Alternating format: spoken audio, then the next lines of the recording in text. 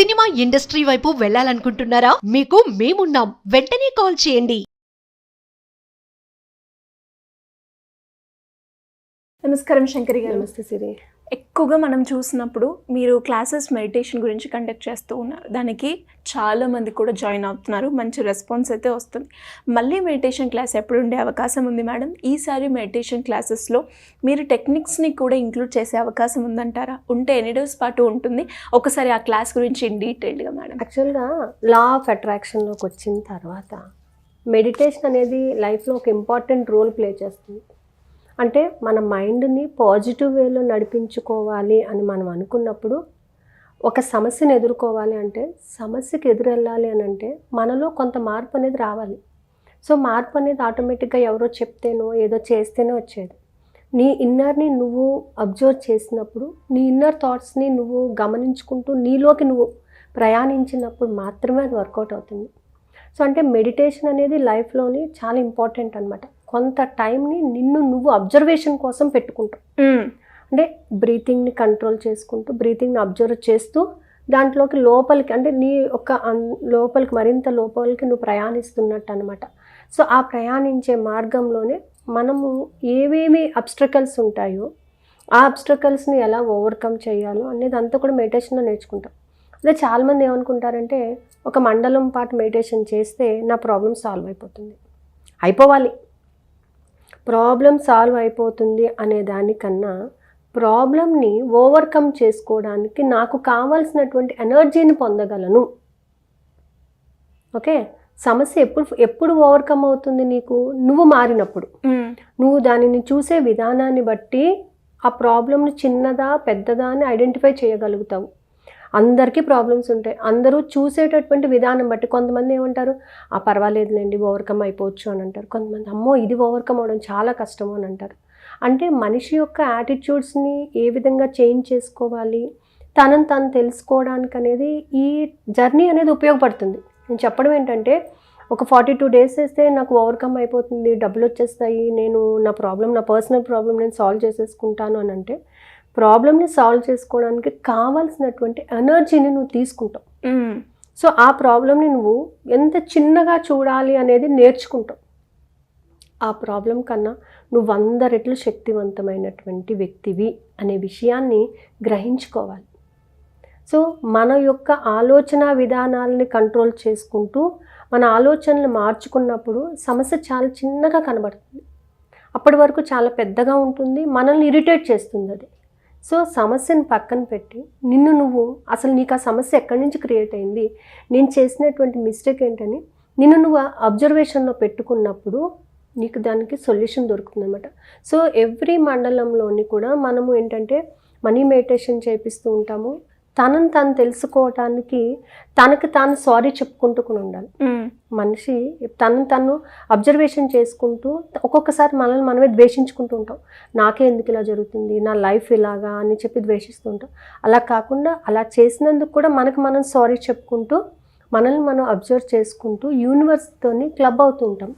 So అది ఈ meditation యొక్క మెయిన్ ఇది ఏంటంటే, నిన్ను నువ్వు తెలుసుకొని నీ సమస్యను నువ్వు ఎలా ఓవర్కమ్ చేసుకోవాలి, ఆ సమస్యను నువ్వు చూసే విధానం ఏంటి, దానిని ఈ విధంగా ఓవర్కమ్ చేస్తే బాగుంటుంది, ఈ సమస్య బట్టి ఈ సమస్యలోని నాకున్నటువంటి భయాలు ఎన్ని ఉన్నాయి, నెగిటివ్ థాట్స్ ఏమున్నాయి, అసలు నేను వీటిని ఎలా తీసేయాలి అనేటటువంటి ఒక సోర్స్ అనేది దొరుకుతుంది, ఒక రూట్ అనేది దొరుకుతుంది అనమాట.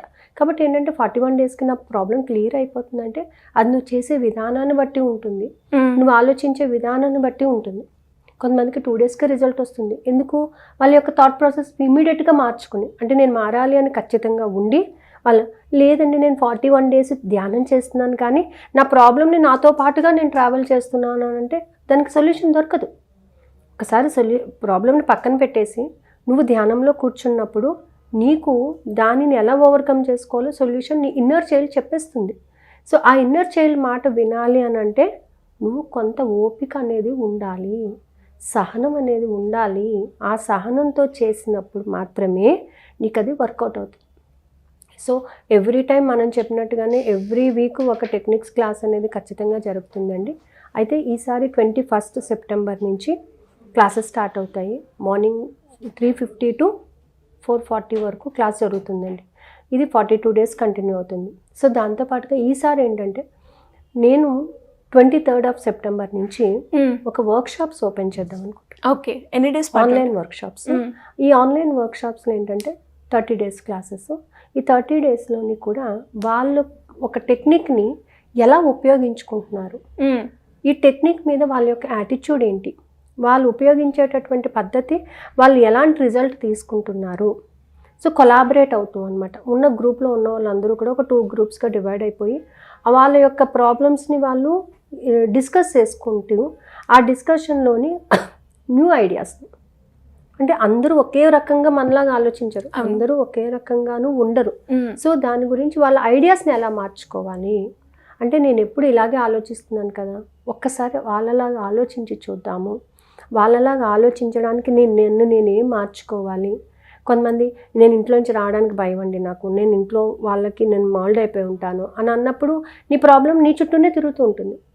ఒకసారి నువ్వు కంఫర్ట్ జోన్ నుంచి బయటకు వచ్చినప్పుడు అది నిన్ను వదిలిపెట్టేస్తుంది. సో ఇలాగా మనమే కొన్ని నిబంధనలు క్రియేట్ చేసేసుకున్నాము. వాటి నుంచి నువ్వు ఓవర్కమ్ అవ్వాలి అని అంటే నీకు అంటూ ఒక ఫేమ్ అనేది ఏర్పరచుకోవాలని అంటే కొంత వర్క్ చేయాలి, కొన్ని థాట్స్ని మార్చుకోవాలి, కొన్ని ఐడియాస్ని నువ్వు డిజైన్ చేసుకోవాలి, నువ్వే శిల్పివయ్యి నిన్ను నువ్వు చెక్కుకోవాలి. అంటే మార్చుకోవడం అనమాట. కంప్లీట్గా నీ యొక్క యాటిట్యూడ్స్, నీ యొక్క స్ట్రక్చర్ అంతా కూడా నువ్వు మార్చుకోగలిగినప్పుడే దీంట్లోంచి రిజల్ట్ అనేది పొందుతాము. కాబట్టి మెడిటేషన్ చేయండి, టెక్నిక్స్ వాడండి, but you have to change everything. Main నేను అబ్జర్వ్ చేసిన ఏంటంటే లా ఆఫ్ అట్రాక్షన్లో అబ్జర్వేషన్ ఈజ్ ఇంపార్టెంట్. ఓకే, నాకు అది వస్తుంది అంటే ఈ వస్తుంది అనే క్రమంలో నువ్వు ఎలా మారుతున్నావు అనేది గమనించుకోవాలి. ఓకే, నాలో ఈ మార్పు వచ్చింది కాబట్టి నేను దాన్ని టేకప్ చేసుకోగలిగాను, నాలో ఈ మార్పు నాకు ఒక గోల్ని రీచ్ అయ్యే విధంగా చేసింది కాబట్టి నేను ఇలాంటి మార్పులు ఎన్నో చేసుకోవాలి అనేటట్టు observation. Every second you are suppose to observe అనమాట. సో అబ్జర్వేషన్ అనేది లేకపోతే లా ఆఫ్ అట్రాక్షన్లో ముందుకు వెళ్ళడం కష్టం. సబ్కాన్షియస్ మైండ్కి నేను ఇచ్చేసానండి, సబ్కాన్షియస్ మైండ్కి నువ్వు ఇచ్చావు, కానీ ఏంటంటే నువ్వు ఇచ్చేవు, అది తీసుకుంది, ఈ క్రమంలోనే నీ అబ్జర్వేషన్ ఎంత ఉంది, నీ ఫీలింగ్స్ ఎలా మారుతున్నాయి, నీ ఫీలింగ్స్ని బట్టి అది గమనించడం అనేది జరుగుతుంది. సో సబ్కాన్షియస్ మైండ్కి ఉన్న ఫుడ్ ఏంటి? ఫీలింగ్స్. సో నీ ఫీలింగ్స్ని నువ్వు ఎలా మార్చుకుంటున్నావు గమనించుకోవాలి కదా అది. సో ప్రతి ఒక్కటి మనం గమనింపు అనేది చాలా ఇంపార్టెంట్, అజంప్షన్ అనేది చాలా ఇంపార్టెంట్. సో వీటన్నిటిని మనం కన్సిడర్ చేసుకుంటూ ఉంటేనే లా ఆఫ్ అట్రాక్షన్ వర్కౌట్ అవుతుంది. అది ఫైనాన్షియల్ ఇష్యూస్ కావచ్చు, ఫ్యామిలీ ఇష్యూస్ కావచ్చు, హెల్త్ ఇష్యూ కావచ్చు, ఏదైనా సరే, ఎనీథింగ్. నిన్ను నువ్వు మార్చుకుని చూడు, నిన్ను నువ్వు అద్దంలో చూసుకునే విధానం, నిన్ను ఒక రేంజ్లో నువ్వు చూసుకోగలిగినప్పుడే నువ్వు గోల్ని రీచ్ అవుతావు అనమాట. సో అందుకని ఏంటంటే ఈసారి మెడిటేషన్లో కూడా మనీ గురించి I'm sorry, please forgive me అనేది 51 టైమ్స్ చాంట్ చేయడము, ఎవ్రీ టైం చెప్పినట్టుగానే చక్రాస్ మీద వర్క్ చేయడము కూడా జరుగుతుందండి. అండ్ ఎవ్రీ సండే చక్ర క్లీనింగ్ అనేది జరుగుతుంది అనమాట. ఆ చక్రాలో నువ్వు పెట్టుకున్నటువంటి భయాలు, నీ గోల్కి సంబంధించి నువ్వు పెట్టుకున్నటువంటి భయాలన్నింటినీ కూడా ఓవర్కమ్ చేసినట్లయితే రిజల్ట్ చాలా బాగుంటుందండి. సో ఎలా అప్రోచ్ అవ్వాలి మేడం? ఎప్పటి నుంచి? క్రింద స్క్రోల్ అవుతున్న నెంబర్ని కాంటాక్ట్ చేస్తే they will give the information. Classes వచ్చేసి 21st నుంచి మెడిటేషన్ అండి, అలాగే 23rd నుంచి టెక్నిక్స్ క్లాస్ వర్క్షాప్స్ స్టార్ట్ అవుతాయి అనమాట.